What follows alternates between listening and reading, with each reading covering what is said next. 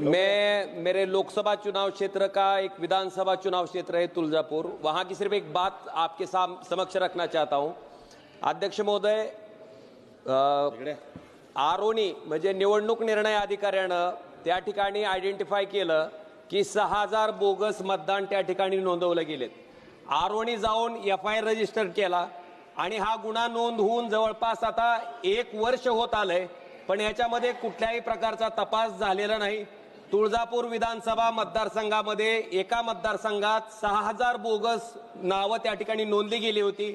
ज्या मोबाईलवरनं OTP पाठवले होते ते पोलिसांकडे आहेत।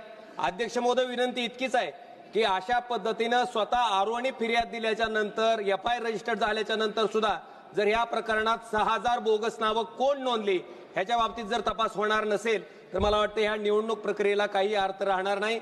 आणि अध्यक्ष महोदय, फक्त एकच गोष्ट मला सांगायची आहे की जे मुख्य निवडणूक आयुक्त त्या ठिकाणी निवडले जातात त्याच्यामध्ये पंतप्रधान महोदय, विरोधी पक्षनेता आणि त्या ठिकाणी सरन्यायाधीश असं त्या ठिकाणी स्ट्रक्चर होतं। सर, माझी इतकीच विनंती आहे की पूर्वीप्रमाणे असं स्ट्रक्चर त्या ठिकाणी असणं गरजेचं आहे जेणेकरून निवडणूक आयुक्त जो आहे तो त्या ठिकाणी पारदर्शक पद्धतीने काम करेल। धन्यवाद अध्यक्ष।